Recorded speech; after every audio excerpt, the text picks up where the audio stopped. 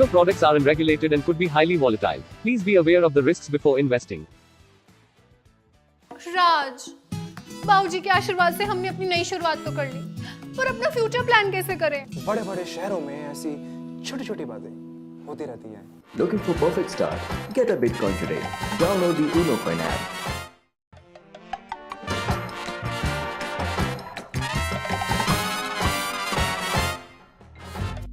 जब मैं तेरी उम्र का था ना, तो एक successful career, long term planning सब रेडी करके रख चुका था। और एक इन महाराज को देखो, पूरा दिन फोन में लगा रहेगा। दैट प्लानिंग तो मैंने भी कर रखी है, Unocoin के साथ। नए जमाने के साथ नई चीजें आजमाएं। Looking for Bitcoin? Download the Unocoin app.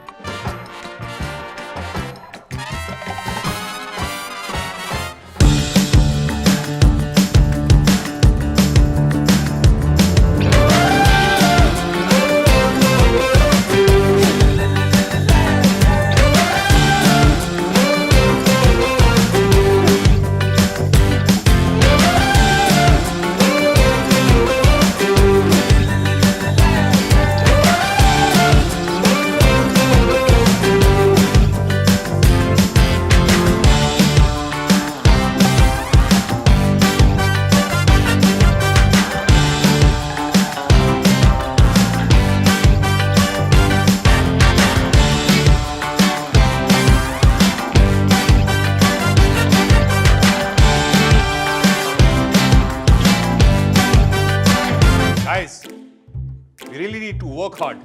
This wasn't a good quarter. Tell me, are you happy with this? Unocoin. Want to earn Bitcoin? Just grab your phone and shake it. Download the Unocoin app.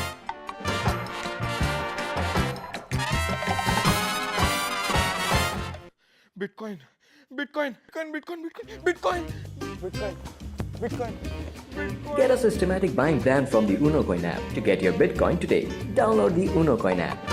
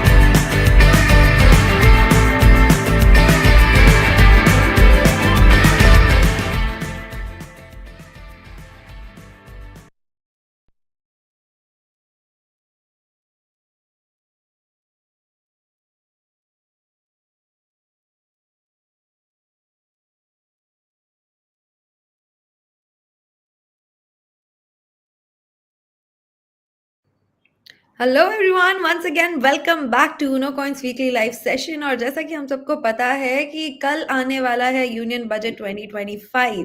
सो धड़कनें तो तेज हो ही रही हैं, लेकिन मोटा मोटी हम सबको पता है एंटिसिपेशंस और एक्सपेक्टेशंस क्या हैं। एंड आज उसी की चर्चा करेंगे हम सारे with our dear CEO of Unocoin mister Satvik Vishwanath. Hi Satvik, how are you doing today? Good I'm evening. doing good, Shabi, today. How are you doing? I'm great and I'm very excited for tomorrow. Mhm.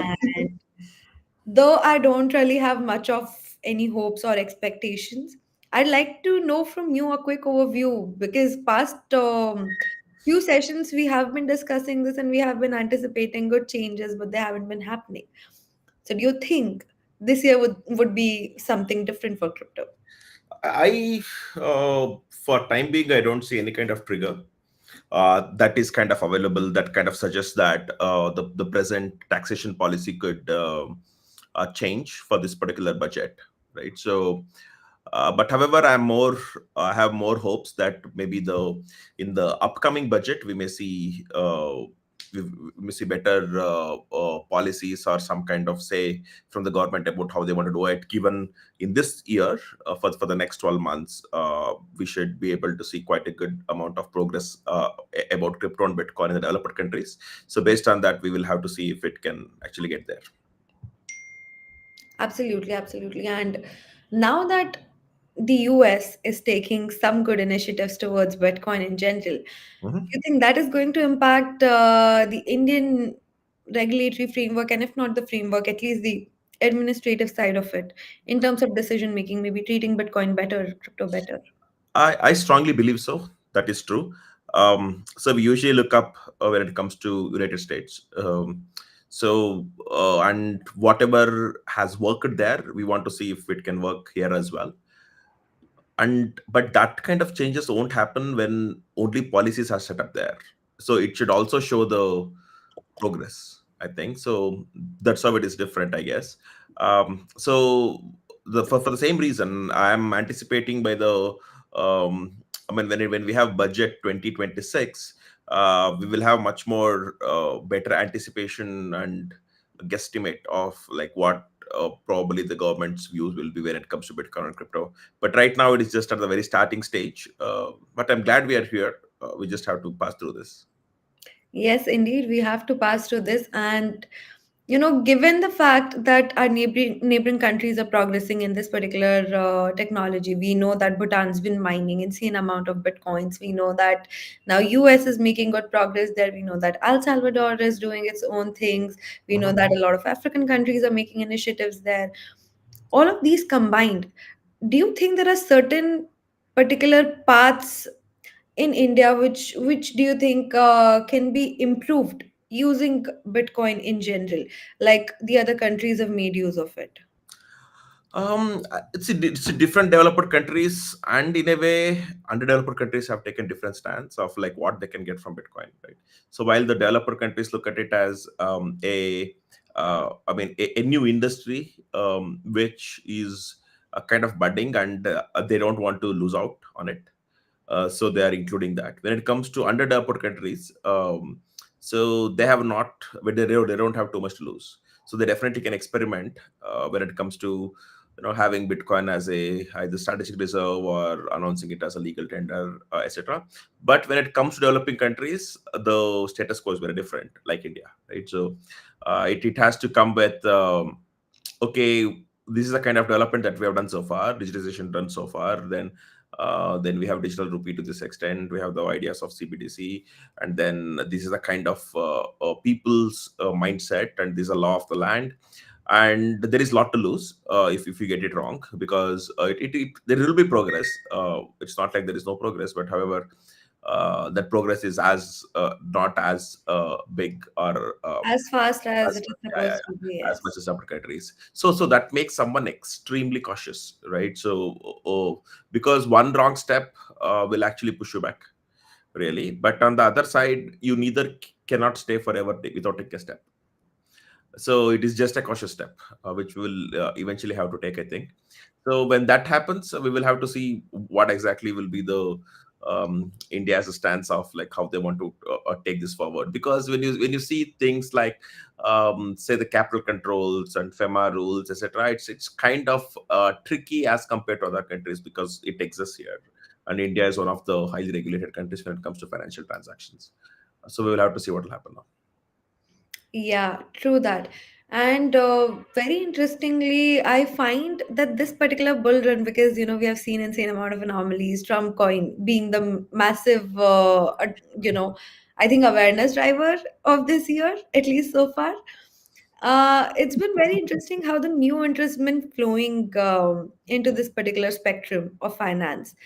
But at the same time, to handle it, do you think 1% TDS still stands legitimate? See, it is not about legitimate or not. It is about what the government wants, how they want it. That's pretty much it. Then, depending upon that, we have to have our own strategies of how to handle the transactions on our side. So now, yes, we have the 1% TDS for every exit trade that happens in crypto.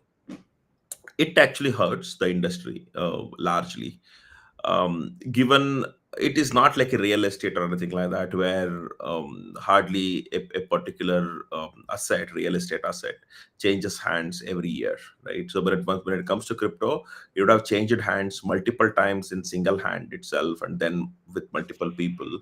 And having 1% as an exit TDS actually is like significantly a lot, like a significant amount of money can really get struck within the TDS itself, and it will take its own 1.5 years to get that back after filing the returns. So that is a very very tricky part of it. And on the other side, government also. So the government also, it is not the government's asset as soon as the TDS is taken, right? So it is actually the government's liability. You have like given it like a loan to the government, and you are ready to give the accounts for it and take it back, or like whatever you need to do. So yeah, that is a kind of tricky part, I would say. So I definitely am not in for this kind of a huge 1% TDS, and it does not suit for a crypto kind of asset class. It does for something like maybe real estate. We actually have it in real estate. If it is more than 50 lakhs transaction is happening, 1% TDS is compulsory. And when it comes to the equity markets, right, I think it's extremely small. Even though when there is some security transaction taxes and such, and if there is a delivery, or it is just a intraday trade, so it's extremely small, such that it is not really restricting someone to take a decision of, okay, now you want to buy something, now you want to sell something. But when it is 1%, the first thing that comes up is, okay, I'm sure I'll make more than TDS, right? So, and if 1% is the TDS, which essentially is a 30% of tax, for example, then essentially you are supposed to make at least 3.3% as the profit. For you to even say, okay, 1% TDS is fine, acceptable. And now comes there are some trades which will have losses. There are some trades which will have profits. And because for the losses, the trades with losses, you cannot get the Offset. There's no offset. get the offset. And if you are like a mediocre, where like the same number of losses and same number of profits you do, then you technically are supposed to make at least 6.6% as the profit for the 1% TDS to even make any kind of little sense, right? So that's kind of very tricky. Is that like- It is very much so, and I believe it's also very discouraging and highly problematic for the people who are working towards the Bitcoin adoption in general, because then the biggest resistance that we face is that, what about this? And then how do we answer that? Because there's no answering that. And whilst this new age asset class is something that is set to change the world, and it has got so much to offer, at the same time government's distrust in it also kind of works towards shaping the normal citizens mentality towards it. And at least for me, I have seen that this being a bigger problem. So why what I want to fundamentally understand is the government not able to understand the potential of Bitcoin? What is the struggle of letting it be? Because I understand consumer protection, and I know that it's just not for Bitcoin, it's for all the asset classes that exist in India. And they're stringent with each one of them, with the ad code, with the taxation parts of it, capital gains of it. But at the end of the day, if we are not working towards it, is it not going to hamper the financial literacy of the country in general? when it comes to the consumer protection, I think crypto has the least.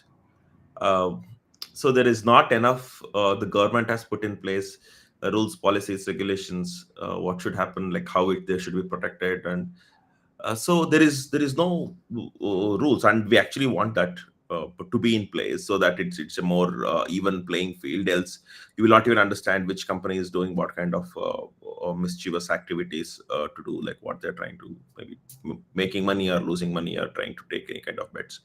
So we have seen such things happen in United States, right? So whenever they are lending out the crypto and then taking a huge risk for a very partial benefits, and that really blowing out of proportion, it's kind of makes it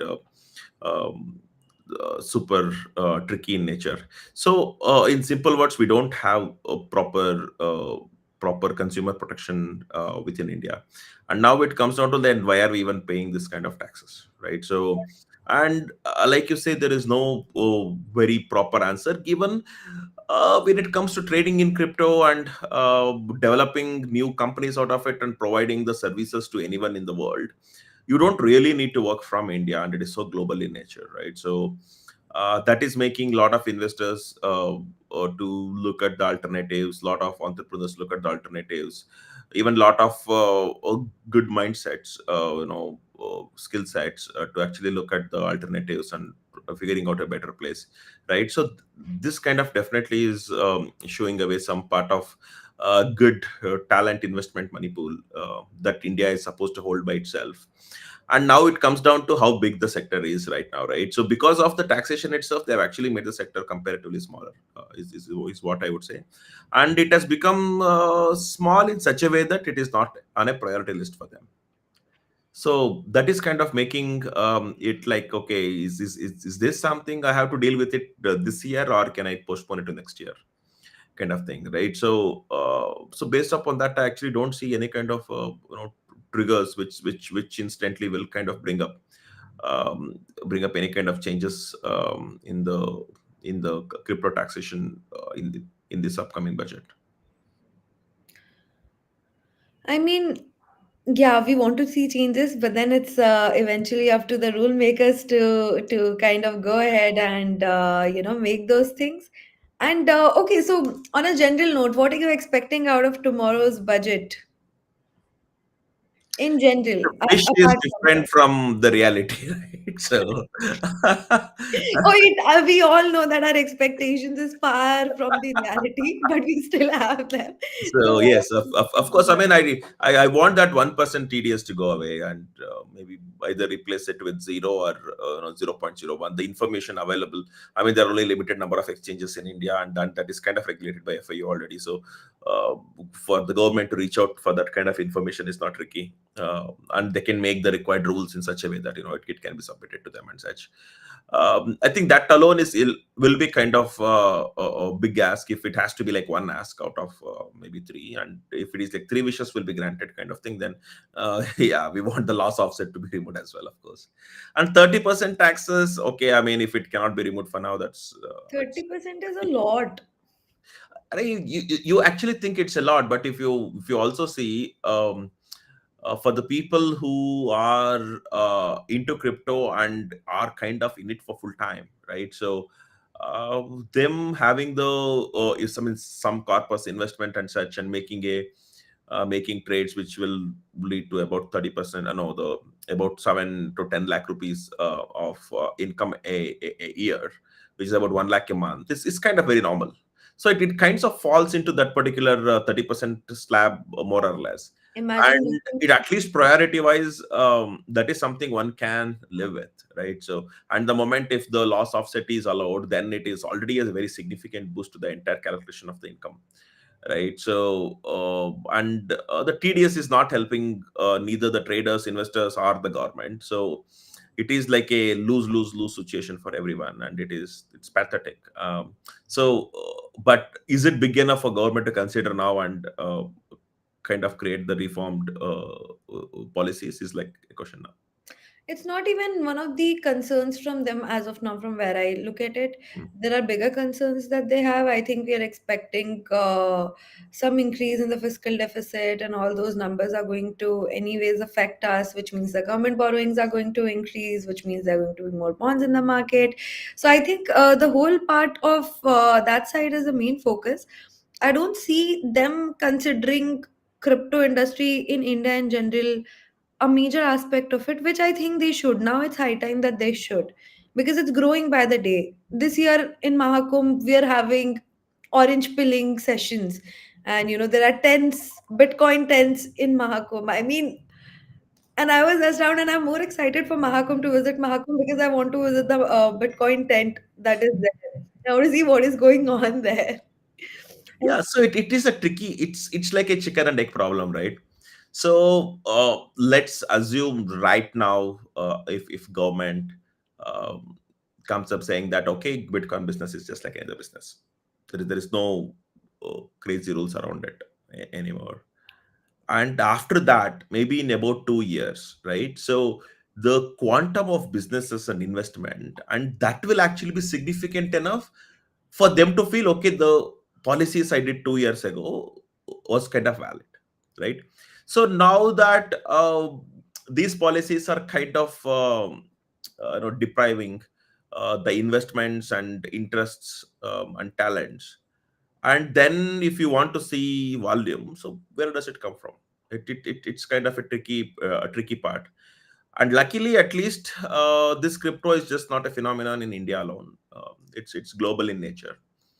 So if one has to see what it was, the total market capitalization and activities and trades globally about 3 years ago, because whatever we are facing now, whatever we're talking now, so those things, we have it from 2021, right? So sorry, 2022 or 2022 February 1st is when we actually ended up hearing about these TDS and no offset rules and such things.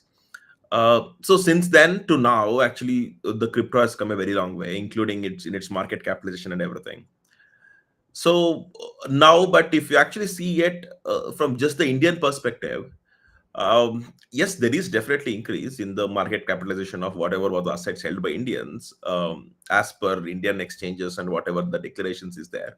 A lot of people don't even declare it, even though when they are in India, because there is no need to. There is no mandatory. It's not mandatory to declare how much crypto they hold and such things, and they kind of have their own entities and such. They'll create in a different country and try to have the or transactions reflect there, and and kind of not here.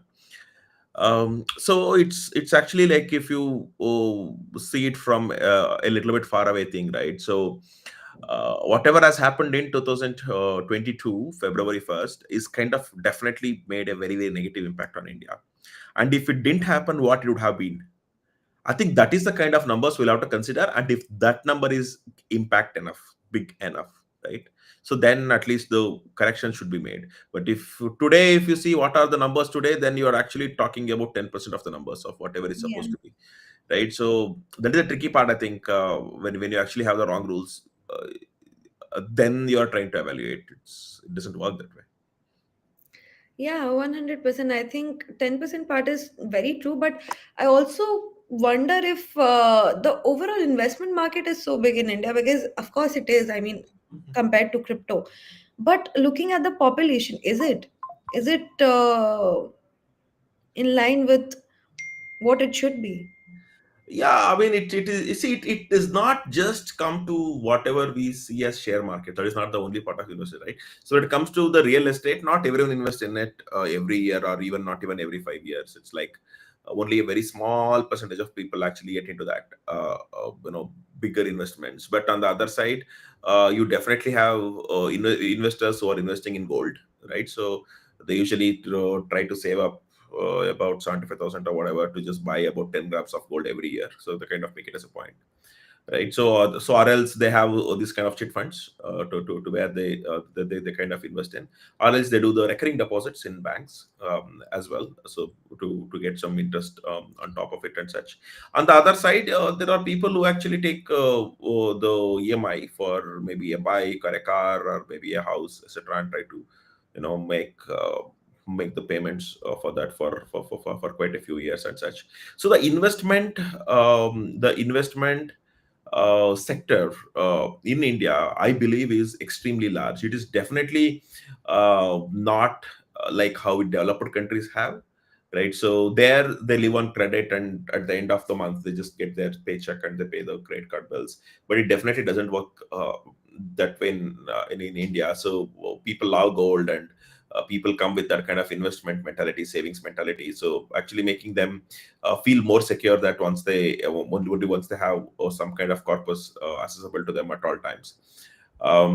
So, and and it also the dependency of children, if you say, right? So in countries like US, generally the children will figure out their own way of leading life once they hit 16. But here, it is not so. It's kind of we have a better traditional and cultural joint families, where they live for comparatively much longer, at least till marriage is like 25, 28 or something like that, right? So, and then that essentially means, okay, for these kind of more expenses, you have to cater to, etc.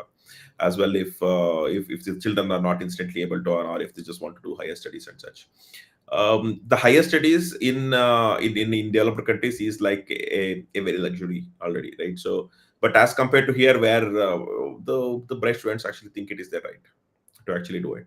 So it is definitely the mentality, and these things are different. So so depending upon all these factors, the amount of money available for investments, for a normal Indian, depends. So but also, if you see in percentage wise, right, so the maximum number of people we have is like middle class, right? So and then we have upper middle class and a little bit of lower middle class, and then lower class, right? So, and if you just look at the very rich, like affluent families, then we are only talking about like 1 or 2% or maybe 3%. So then all of them fall under the next set of categories. So they will have their own methods of having their investments. It is not like, okay, I never be able to buy one Bitcoin, so I'll never start buying. It's not that kind of thing anymore, right? So they want to start somewhere, try to build up over a period of time. So that definite mentality exists now. Yeah, I think, and I really appreciate that kind of mentality existing. Just a wild idea, Satvik. I and my friend, we were just discussing this over some chai just the other day. And this is apart from the crypto thing, but about taxes in general. And I found this idea very fascinating. It's a wild idea. I know it's never going to happen, but just to know your opinion on this. So, we were talking in general about women in the workforce, women in finance, and all those things. And the fact that we might not have equality in most cases, at least considerably in India, but we still have to pay equal taxes. How is that fair? So, do you think there should be some subsidy and some concession for working women in taxes? Would that encourage? There are some benefits that the women already get. Okay. Yeah, but And when it comes to the taxation, it is just not about women and men. It's also about entities like partnerships, then private limited, public limited companies, LLPs. There are so many taxation structures that exist, right?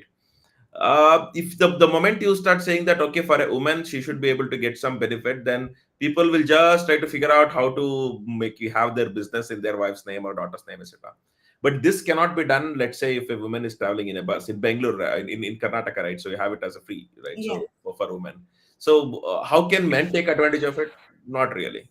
But no. if you do like, okay, 10% discount in taxes for women, then there will be a completely new set of mechanisms that will happen to actually like everyone want to take advantage of it and such. And then comes the question, okay, if you do that, then where is the deficit money coming from, right? So then again they'll put it on maybe some kind of GST or some other cess and taxes and such, and it will still come down to that only, right? So I mean, when government really wants money, taxation is just one method for them, right? So I mean, they can actually like print money with some rules and regulations, then they can borrow money and then they can tax people. So there are like multiple ways they can actually do, and eventually the heat is only faced by the people at the end of the day, right? So it's a kind of tricky situation, but I don't think creating any such rules to give an advantage to women just for this gonna help. It Yeah. would be unfair. It would be unfair. No, I never thought of it in this manner because I keep forgetting that India is a country of Jugadu people. So they will try to find some benefit out of everything there is. What my thought process of thinking was this particularly was that it's going to accelerate women empowerment 10x, which it will if only people don't use it in the wrong Then, manner. then then what the government should do is say that, okay, whoever is getting salaries and where TDS is getting deducted from the companies, and only then there is a small discount for them. Hmm. Right? So then it has to be women working there. Others cannot take out. So, but also, I think if this is something that the states government could do, by now we would have heard something about it by now, right? I Because know, yeah. It was just a wild idea. I was thinking, I know it's not going to happen. At least but given it's a central government, you will not hear such things. Definitely something like that would have happened in the last elections if this is something in the hands of state government. yeah, obviously it would have been used as a great marketing material if they really had to do this. So I know it's a wild idea. We were just discussing that, and I thought I'll get your opinion on this as well. So on trading and stuff in general, also Satvik, I see that there's a India in general is a very conservative country when it comes down to financial literacy. This is something that we all have realized. And just today, I was at my college. I had to grab my degree, which hadn't collected for 2 years. I was just sitting here. So I came and I was having a little conversation with my dean, and she was asking me what am I into and everything. I'm telling her the full story. We're both commonly realizing that in the process of moving from our school, we are in a rush to get into a college, like whatever college we can get into, and the stream that we want to get into. And in college, then we have our own set of problems, like we have to have the college life, we have to like manage the money, and we have to like obviously get grades and all. And then we get into a job. The next priority is getting into a job. In this process, nobody's teaching what to do with the money when you start earning it. It's just you have to, it's like, why are we earning money? So that we can do whatever we want to do with that money. But at the same time, saving for future, investing, saving it from inflation, all of these things are never taught in the education system as a curriculum, which is such a major problem, because it's like we're skipping it. That particular part of the spectrum is obscure to us. We don't know what is happening there. And suddenly it hits us one day ki, oh, this is happening, this is the inflation rate, this is how much our raise for this year was versus the inflation rate. And now we're practically in a better tax slab, paying more taxes, but then whatever we are earning is reduced by, say, this much percent, because the value has eroded of the rupees or dollars or whatever currency that we earn in. So, what is your opinion on this? Like, do you think it's a problem with the education system in general, or do you think this is something that people will have to take care of for themselves? See, this is not only just about education system, it's also about media. I have not really seen any media talking about, okay, let me take 2 hours to explain you how money works. So we don't have that kind of sessions. And we actually get to know smaller bits and pieces, and we already get overwhelmed by that because we don't know the basics of it anyway already, right? And on top of it, then people start thinking, okay, whatever it is, what have I to do with it? So I'm still going to work and I'm still getting my salary and I'm still managing whatever I need to do, right? So we cannot have people think as a whole of to figure out like what can be done to make this entire system better in nature. So at one point of time, till about 20-30 years ago, there was comparatively a better check about the inflation, because for such kind of inflation to be created, then you need to have enough amount of gold, and only some 80% of it, 70% of it can be printed into money, and you need to have the 70% reserve when you're printing money and all such things. And now that particular trend is gone, and now it is just depending upon the bonds. At the end of the day, yes, that is true. It needed some kind of majority in the legislation or parliament to make that kind of procedure, and it was required at that point of time. But if you see the overall long term effects, it has become so weak, right? So if you even compare our own currency with something like the standard United States dollars, the way it really have affected. So it used to be around, I think, 35 rupees or so about 15 years ago, and now like where exactly we are at, it's like completely very very very very pathetic, I would say. And on top of it, it is not, because it's not just the ratio between dollar to rupees. Dollar by itself, which means in US there is an inflation in their own country, right? So if you actually add that up, you kind of are seeing a very huge gap of how the developer countries work and how we work. But on the other side, we can start again thinking like, fine, whatever the developer countries are, whatever they are, what has I to do with it? What has India do with it? The way in which the India works is this, and it just is kind of progressing. And we usually kind of keep forgetting to ask the basic questions about like where things are going wrong. kind of thing, and everyone is again just busy with whatever things they are required to do to earn money and actually have this limited savings and such things. So it's neither the education nor the media nor anywhere we formally really learn about the basics of how the money works. It's not just about money alone. So how exactly the politics works? So we have a subject called civics, but we only read so less about different ministries and MLAs, MPs, and how the voting happens and such things. And we also don't know much about, say, law enforcement. So how exactly it works, which are the different departments that works to enforce the laws of the land and such. So all of that we will have to learn on the ground whenever the issues happen and such itself. So now that today every one of us actually pay GST, for example. It's as simple as that, right? And do we learn about GST anywhere in the education? No, right? So we'd learn nothing about it. And even in income tax, so unless you get into some kind of bachelor's or master's in accounts, or chartered accountant or something like that, so where these things would get touched, but that is like what, not even a small fraction of the number of people, I think. And like you say again, we don't have knowledge about different types of investment products that exist, right? So we just think that, okay, either you can invest in share market or maybe in the real estate or maybe in some kind of gold. It kinds of ends there, but there is like 10 times more number of instruments. I mean, how it can be done. So we don't even know the basics of mutual fund. So unless you get into it, you don't learn. So that's the tricky part of it. And when it comes to the futures and options and the probabilities of like what kind of money and what's the risk being taken and such, so that is never thought as well. In a way, if you see in one line, if I have to conclude it, there is no proper risk education. If there is something that has some kind of risk, then it is not a part of your education. It's as simple as that, right?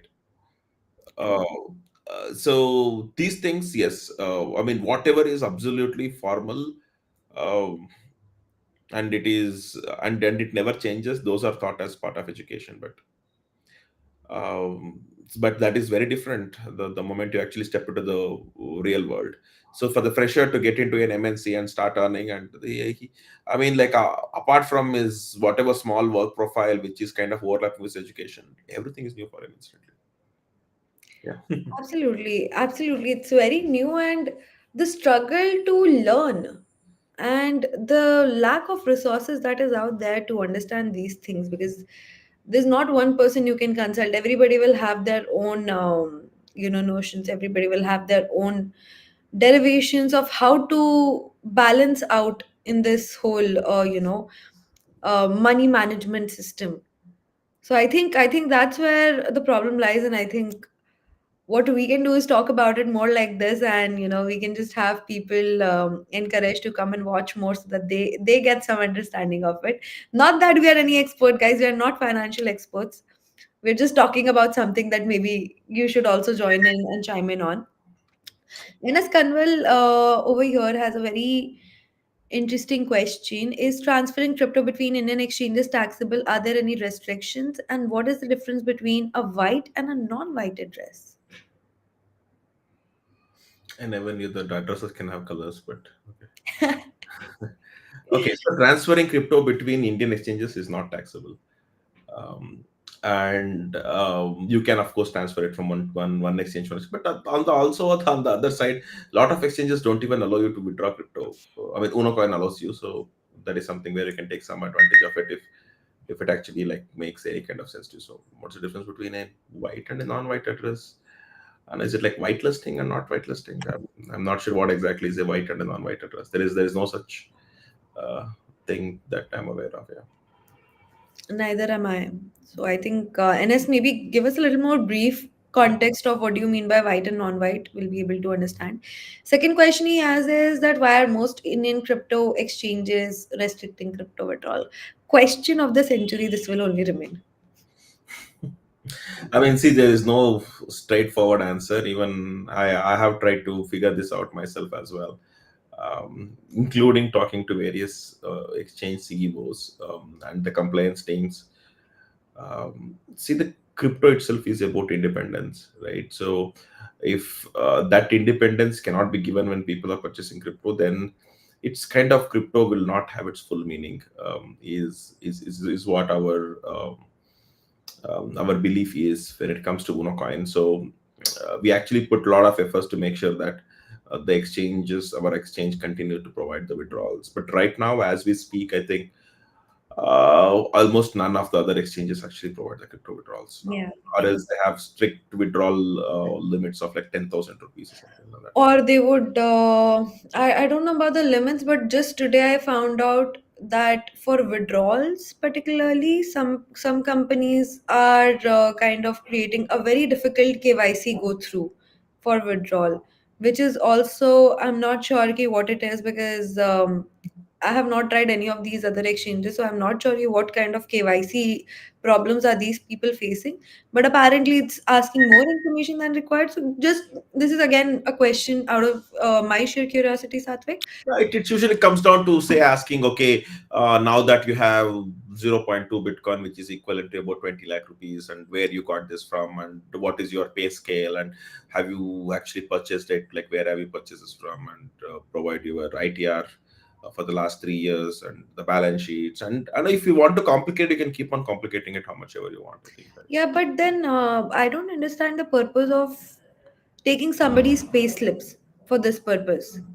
So is that something that the government has come up with that the exchanges are supposed to comply with, or is this something that the exchanges are doing for additional added security? It is a compliance measures that exchanges or even sometimes banks or whatever, wherever it is, can figure it out, right? So I mean, what can tell that, let's say if your salary is in the range of 1 lakh rupees a month, and if you are selling one Bitcoin today, right? So it is just not matching the a particular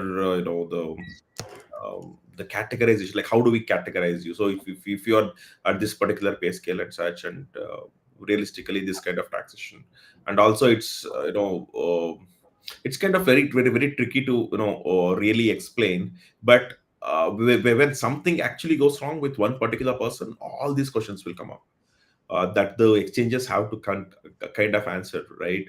How did you allow a person who is just a normal employee earning 12 lakh rupees a month to buy 5 Bitcoin on your exchange? It's like very tricky in nature. Yes, I mean, person is bringing in money, but where the money is coming from?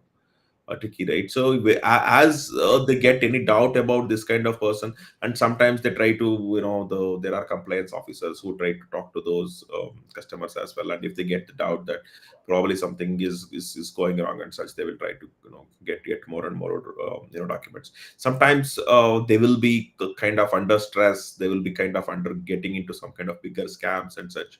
And if exchanges are not really cautious, and still support those kinds of transactions, and after the crypto withdrawals or everything is over, and when that particular person who is a victim kind of raises the complaint, even then exchanges will be a part of the entire complaint, that okay, they had to, when we went there, you did this, where to go. And then now that the exchanges don't know exactly where the crypto withdrawal has happened, it kind of, a lot of onus comes Exchange. on the exchange. So that actually makes it like very tricky in that way. Uh, While I agree with all of these points, Satvik, I understand that the exchange is the entity in the middle who's supposed to, make sure that the transaction is happening properly. And again, it's not my concern, it is a concern that I have seen in general in a lot of people, and I also try to understand that where they come from. And the biggest problem that I've understood over here with the sharing of the pay slips and things like that, a lot of people think that it's almost like compromising their privacy, and a lot of people do not, might be in a phase where they don't want to kind of let go of their identity of where they work and all those information. So do you think it that is that privacy concern itself is legitimate first? Their privacy concern, I would say, is that is not legitimate, because at the end, every exchanges, they will have their own privacy policies. You can actually go to their privacy policies and read, like, okay, what information they collect and how do they use it. So right now, the biggest concern for exchanges is to not get into any kind of issues with any kind of enforcement agencies. It's that is the bigger concern right now, because the crypto is kind of withdrawable. The moment it can be withdrawable, it can really be misused. It can be made to be misused by someone else as well. Literally, I mean, just imagine, right? So one person is a victim of some kind of some blackmail, a scam or something like that, and now asking him to transfer, okay, the transfer me 50,000 rupees, and then it is coming through some kind of UPI mechanism, and it comes with so much of risk by itself, about Yeah. that being traced and it being convicted and such. And now imagine, okay, now I will not take the money directly. I want you to follow the procedure, go to this particular exchange, do these things, and then this the address, withdraw. So that significantly reduces his risk, right? And now it's kind of they used the I mean, while the crypto exchanges have really put a lot of efforts to make sure that these kinds of issues will not happen, technically, can it be zero? It's not, No. right? And now comes down to that person being a victim. So what he believes when he is still paying the money is, okay, I am doing it through bank account, so it can be reversed in the future. Someone will be able to trace it. Okay, so that is a kind of belief that we have, right? So, and I'm not paying in cash, I'll only pay it in bank account to UPI or some digital mechanism. And after the transaction is over, things are got sorted out, then the first thing you would do is, okay, where did you pay the money, right? So it actually went to the exchange. And what did the exchange do? They just gave you the crypto. Like, that is what the exchange work is. But does the law enforcement agencies really understand this is a part of like everyday thing for crypto exchanges, or if they are a part of this kind of issues itself, right? And that education does not exist with law enforcement agencies yet. So they actually, if there is a small thing, they try to make it blow out of proportion and create the issues. So these are one side that we have seen. On the other side, there are some banks as well, who kind of says that, okay, uh, crypto companies can have bank accounts and accept money and provide the withdrawals of money. But if you are providing the withdrawals of crypto as well, then these kinds of law enforcement agencies and such issues actually can create the debit freeze and or maybe lien the amount and such things, and which is actually becoming tricky in nature, etc. So I think all of these combined, and also maybe the comfort of exchanges, like what we can do, and including having the crypto and exchange itself will bring them more business, because even when you want to exit, you have to sell it. So you cannot exit Absolutely. with crypto. So all of that combined, I think, yeah, so many exchanges do not provide crypto withdrawals, but we just believe and hope that whatever every step that we are trying to do is correct, and it should just be smoothly Yeah. smooth. And I think that is one of the major parts where the freedom is still alive, at least at Unocoin, and everybody can withdraw their crypto and their bitcoins as and when they feel like. So I think I really like to capitalize on this, because that is not something that we get all the time. So that is very, very important. We have Rahul here saying something interesting. Since we have a few minutes left for our session today, let's quickly take up what Rahul is saying. No change in crypto taxation in this budget. Yes, Rahul, we know. We almost are there. We will know by same time tomorrow. Yeah, I mean, we know. It's like we know, but we just want to believe otherwise. We just want to think, nahi, maybe something nice will happen. I mean, it's almost Oh, three that's about the hope, like that. That's how the life is. You keep hoping. years. Yeah, so उम्मीद पे दुनिया कायम है तो I mean एक industry तो थोड़े दिन के लिए टिक ही सकती है. Rahul is also saying narco test for KYC. Because you're telling the truth or false. Oh, okay. It's tricky. So um, if someone want to cheat a system, how can you They even will take find it. declaration from him? Declaration from him, it doesn't matter, right? Because it's probably be declaring it wrongly himself, right? So it's a very tricky situation.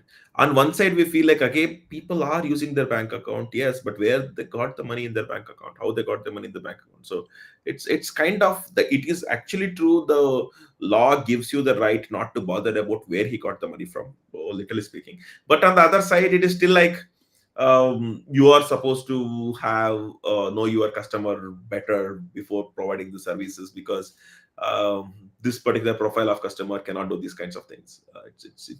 It doesn't look natural kind of thing. So a lot of things, it's kind of in gray, I would say. Not just crypto, but a lot of other things as well. So either you even though you are told that you can believe it, uh, but still on the other side, something else will tell that you did it wrong. For example, Aadhaar card, right? So there was such a long time when the government said that Aadhaar card is not mandatory, right? I know. I Yeah, was just and then discussing this when it became today. mandatory, I still don't know. Okay, and if you don't even link your Aadhaar card to PAN card, then there is a penalty also. Yeah, and now even to enter the airport, you need your Aadhaar card. To get your documents from school or something, you need your Aadhaar card. For Hmm. everything as a bit, and every document is so interlinked. So it's concerning how it is so efficient in some manners, and then we look at the other side of our economy, other side of the country, and then things are not so efficient. It's very hard to contemplate where exactly does the problem lie. And so much of Aadhaar cards, when like few years ago, that their servers got hacked and it got leaked and such. And now on the other side, the government themselves know that these kinds of Aadhaar card and PAN cards are available for for money. People can just pay money and buy them, right? So that exists. It's a crime, but it is there. And now, if someone uses your Aadhaar card and PAN card and do any kind of transaction, then how do you become responsible? It's tricky, Exactly. right? And what I find, if I have to say this, I mean, again, no offense, anyone, this is my opinion, but I find Aadhaar card to be the micromanagement of citizens because we see that in corporate, and I see that with Aadhaar card. And while micromanagement, I don't know if it is the right term, but if it is to some extent is, then at least micromanage the operation of that micromanagement, because if things are not in line, it can cause so much trouble, and it has caused so much trouble to so many people, you know. I think we are not even close to that kind of trouble being at the peak. We have more issues, I think, kind of coming up now that your Aadhaar card is linked to PAN card, and PAN card is linked to your credit cards and bank accounts, etc. as well. So literally, by holding just the Aadhaar card, the amount of information someone can actually pull about a particular person is kind of annoying. It's a huge privacy It's a breach. breach. So Yeah, including where the students are studying, where their children are studying, to what kind of what kind of outfits they wear, which brands they prefer, to which what kind of restaurants they go to. I mean, how do they travel? Like, how many bitcoins they have. may not be number of bitcoins itself, but maybe, I mean, if they have actually done the transfer to an exchange, and if you take that days, I think everybody has done at least one exchange transfer in their life, even if they prefer otherwise. If they prefer like the decentralized ones as well, I'm sure everybody has made at least one transaction on a centralized exchange. see, And that's where you learn. So I mean, on day one, you will, for you to even understand what is decentralized, you should know what is centralized. So it true. will come down to that. So on day one, you will not so strictly bother about how do you make it decentralized, because maybe you're just investing 10,000, 20,000 rupees or some small amount, that is affordable to be even lost, right? But a lot of people actually do that kind of experiments in completely decentralized exchanges and finances. In spite, they know that by doing anything wrong, there is no one who can answer. At least in centralized exchanges, you can ask, "Look, I tried doing this and it went wrong. How can I get some kind of help?" So that exists in centralized. It doesn't exist in decentralized. So and on top of it, when it comes to centralized exchanges, that is when that is where you can actually start the journey, right? So if you just hold Indian rupees in your bank account, how do you buy say Bitcoin without using some kind of centralized exchange? You cannot put it on, I mean, you cannot, either you have to just find another person who is peer to peer, right? So face to face doing something like that. But generally people don't prefer it that way. They just want to buy it, uh, and they want to have some part of journey with central exchange to become comfortable with before they explore other things, I think. Yeah.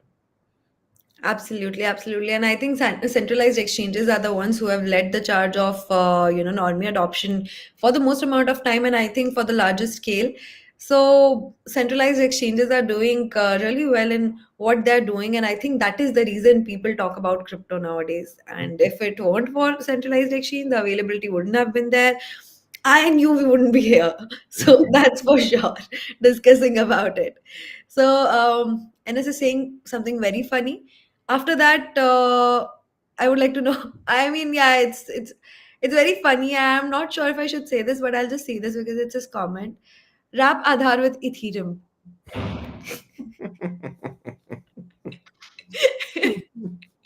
Good one, Eris. Okay. So on this note, I think let's not wrap our Aadhaar and our brains around, things that'll happen tomorrow.